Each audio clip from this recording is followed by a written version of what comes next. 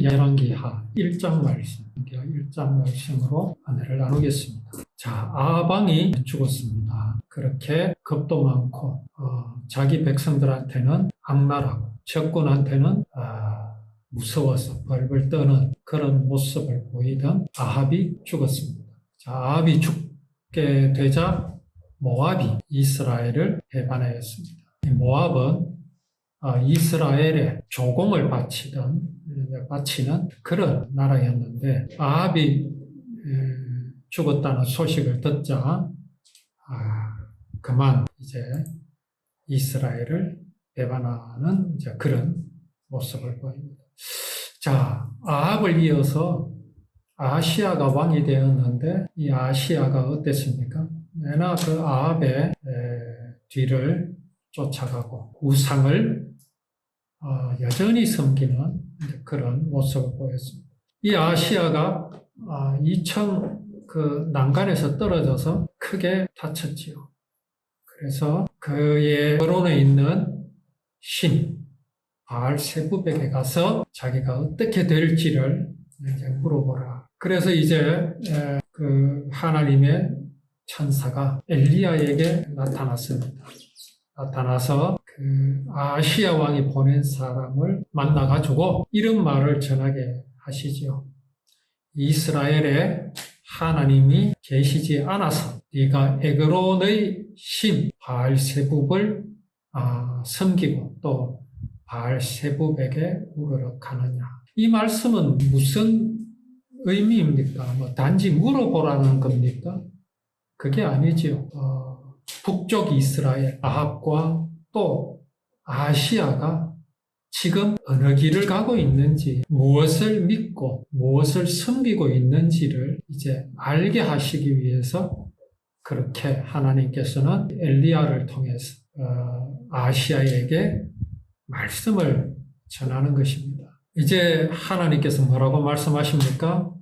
네가 그 침대에서 일어나지 못하고 죽을 것이다. 엘리야가 천사가 일러준 말을 그대로 전했습니다. 그래서 신부로만 알아간 사람들이 아하시야에게로 돌아갔지요. 그들에게 물었습니다. 왜 돌아왔느냐? 아직 돌아올 때가 아니다는 거죠. 생각보다 좀 일찍 돌아왔습니다. 그러니까 왜 돌아왔느냐 물으니까 그들이 뭐라고 말합니까? 어떤 사람이 오더니 이스라엘은 하나님이 계시지 않아서 네가 에그론의 신 바알세붑에게 물으러 갔느냐? 그러므로 너는 지금 누워있는 침대에서 일어나지 못하고 죽을 것이다라고 누가 말을 합디다. 자, 그러자 아하시야가 어떻게 합니까? 너희들이 만나서 그 말을 하던 사람이 어떻게 생겼느냐고 묻습니다. 여기에서 알 수 있는 게 뭡니까? 지금 아하시야는 이스라엘에 있는 하나님의 선지자를 알고 있습니다.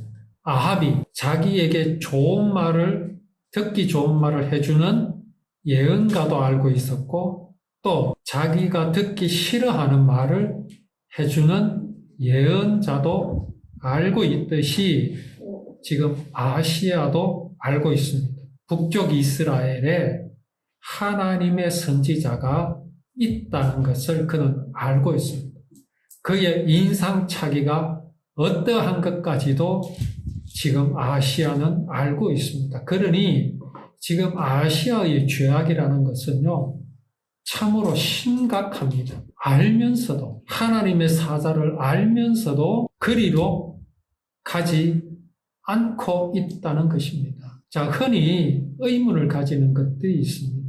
자, 알면서도 짓는 죄. 알면서도 짓는 죄를 내가 저질렀습니다.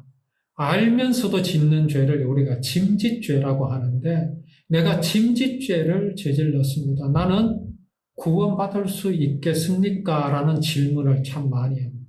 또 알고서도 짓는 죄를 또 성령회방죄라고 하는데 내가 그런 죄를 저질렀는데 내가 구원을 받을 수 있겠습니까? 그렇게 묻는 사람들이 참 많습니다. 거짓말을 하잖아요. 남을 미워하기도 하잖아요. 알면서 저지릅니까? 아니면 몰라서 저지릅니까? 그거 죄인 줄 모르고 저지르는 사람 아무도 없습니다. 거의 알면서 거짓말도 하고 미워하기도 하고 탐내기도 하고 온갖 짓 다 합니다. 불신앙이 죄인 줄 알면서도 어떻습니까? 하나님 믿지 못할 때가 얼마나 많습니까? 모르고 저지릅니까? 뻔히 알면서 하지 않습니다. 자, 그러면 우리는 알면서도 죄를 저질렀기 때문에 구원받지 못합니까? 과연 알면서도 고의적으로 곧 성령을 회방하는 죄, 그 죄는 어떤 죄를 가리킵니까? 어떤 것이 하나님을 희롱하고요, 조롱하고 막 그런 글을 막 올립니다. 그런 사람 구원받지 못합니까? 알면서도 그러고 있는데 도대체 성령 회방죄는 뭡니까? 여기 아시아가 이스라엘 땅에 하나님의 선지자가 있는 것을 압니다. 그렇지요? 그의 인상착의가 어떤 것까지도 알고 있습니다. 트롯을 입고 있다는 걸 알고 있습니다. 그러면서도 그 하나님의 선지자에게로 찾아가지 않고 우상에게 묻는다. 바알세붑에게 물었다. 이게 뭡니까? 이게 하나님을 무시하는. 자, 그러면 아시아가 그렇게 죄를 저질렀으니까, 하나님을 무시했으니까 이 사람은 구원받지 못합니까? 그거 아닙니다. 이 사람도요, 회개하면 돼요. 회개가 뭡니까? 막 지은 죄들을 막 미주알, 고주알, 낱낱이 다 기억해내가지고는 울며 불며 애통하며 그게 회개입니까? 그럼 그 죄 안 지었으면 하나님 앞에 떳떳합니까? 그러니 오늘날 교회는요, 회개에 대해서 아주 잘못 가르치고 있습니다. 첫날 만날 회개해야 돼요. 물론 내가 첫날 만날 죄를 저지르니까 하나님 앞에서 진짜 용서를 받아야 하지. 그러나 그게 회개가 아닙니다. 다윗이 밧세바를 신하에게서 빼앗았잖아요. 이웃의 아내를 빼앗았잖아요. 충신의 아내를 빼앗았잖아요. 그 죄를 누가 알려주었습니까? 선지자 나단이 알려주었습니다. 어떻게 비유했습니까? 저기 가난한 집에 여자애가 하나 있는데 그 집에 새끼 어린 양이 한 마리 있는데 마치 가족처럼 잘 때도 껴안고 자고 그렇게 가족처럼 지냈다. 그런데 어느 날 이웃의 부잣집에 손님이 왔는데 그 부자가 이 어린 양을 빼앗아가지고 자기 손님을 접대했다. 이 사람을 어떻게 하여야 하겠느냐 하고 다윗에게 물었어요. 그러니까 다윗이 뭐라 그랬습니까? 그걸 가만두느냐? 죽여야 된다. 그때 나단이 뭐라 그랬습니까? 그 사람이 바로 당신이다. 그때 다윗이 어떤 회개를 하고 있습니까? 내가 밧세바를 취했습니다. 내 충신의 아내를 빼앗았습니다. 이 죄를 용서하여 주옵소서. 성경에 보면은 침상이 눈물이 젖도록 회개했다 그랬습니다. 그런데 그의 회개의 내용이 어디 나와 있습니까? 시편 51편에 고스란히 다 나와 있습니다. 거기 한 줄이라도 내가 충신의 아내를 빼앗았다는 그 말은 단 한마디도 하지 않습니다. 왜 그랬을까요? 다윗은요, 하나님 앞에 어떤 죄인임을 깨달았느냐 하면요, 내가 그렇게 하지 않았어도 나는 하나님 앞에서 얼굴을 들 수 없는 죽어마땅한 죄인입니다라는 회개를 합니다. 내가 죄악 중에 출생하였습니다. 어머니가 죄 중에 나를 잉태하였나이다. 그게 무엇을 깨닫는 겁니까? 내 근본이 하나님의 사랑을 배반하고 생명이신 하나님을 내 마음에서 버리고 죽어도 하나님 앞에 원망할 수 없는 그런 죄인입니다. 내 마음에서 하나님을 버렸으므로 내가 이렇게 악한 죄인이 되었습니다. 그 고백에는 무엇도 다 포함되어 있습니까? 밧세바를 빼앗은 것뿐만 아니라 그의 삶에서 저지른 모든 죄가 거기 다 포함되어 있습니다. 왜 그렇습니까? 내 마음에서 생명이신 하나님을 상실하여 버렸으므로 내게서 나오는 것이라고는 마치 내 목구멍은 열린 무덤과 같습니다. 내 영혼은 죽었습니다. 내 마음은 죽었습니다. 그러니 내 목구멍에서 나오는 것은 죽은 시체 썩는 냄새가 진동하는 내 자신인 것을 하나님 앞에 고백합니다. 그 마음에 밧세바를 빼앗은 그 죄책감이 없었을까요? 왜 없었겠습니까? 그러나 그는 내가 그렇게 하지 않았으면 하나님 앞에 떳떳한 그런 존재가 아닙니다라는 것을 고백합니다. 오늘 여기 아시아가 보였습니다. 아시아의 죄가 뭡니까? 다윗이 깨닫고 있는 하나님 앞에서 죽을 수밖에 없는 죄인인 그것을 못 깨닫습니다. 내 마음이 하나님을 찾지 않는 것에 대해서 아무런 감각이 없습니다. 그러나 하나님께서는 이런 아시아에게도 기회를 주십니다. 엘리야를 통해서 네가 이스라엘이 하나님이 없어서 바알세붑을 찾았느냐고 엘리야 선지자를 보내셨을 때에는 아시아에게 무엇을 보여주시려 하시는 겁니까? 내게로 돌아오라. 그 사인을 보내시는 겁니다. 성령을 회방하고 하나님 앞에 하나님을 조롱하면서 보란듯이 죄를 저지르고 이스라엘 왕 중에 그런 왕들이 얼마나 많았습니까? 다윗의 아들들 중에는 다윗이 보는 앞에서 다윗의 후궁들을 급탈하는 그런 아들들도 있었습니다. 언제까지 하나님은 이런 죄인을 두고 계시겠습니까? 용서하시고 계시겠습니까? 마지막 순간까지. 마지막 순간까지. 하나님은 참고 기다리십니다. 그리고 사인을 보내주십니다. 아시아가 알잖아요. 그 사람은 털옷을 입고 허리에는 가죽띠를 메고 있습니다 라고 보고를 하니까 아시아가 뭐라고 말합니까? 그 사람은 디셉 사람 엘리야다.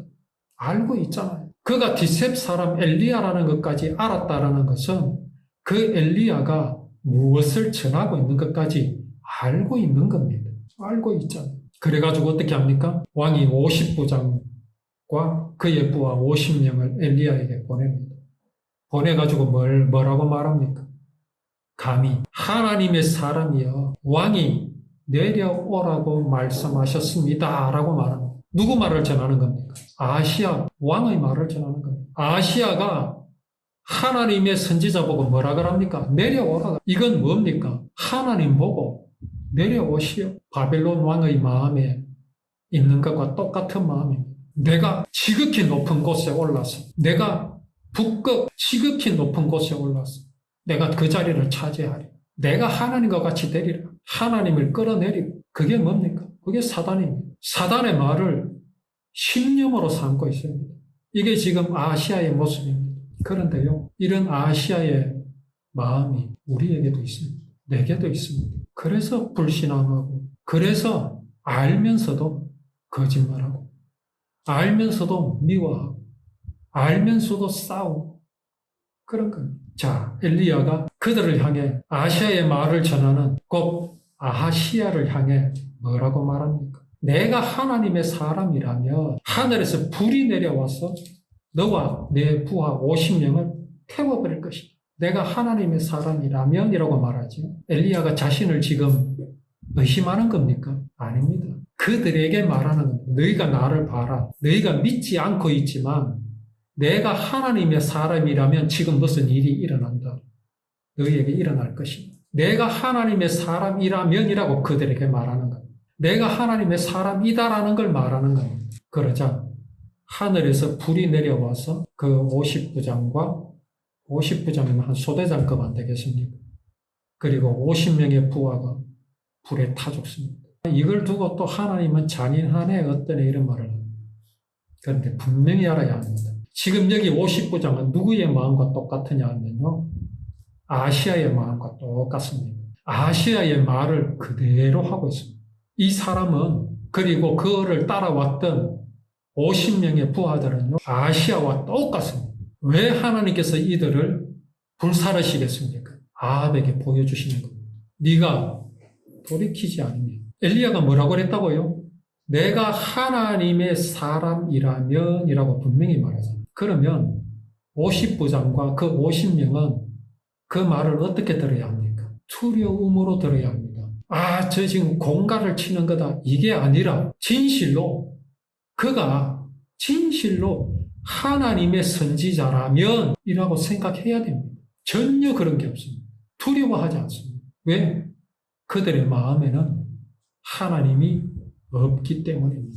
진실로 하나님께서 이스라엘과 또 여기 아하방과 또 아시아에게 하나님께서 어떻게 승리하시는지를 우리가 말씀으로 계속 은혜를 나누겠습니다.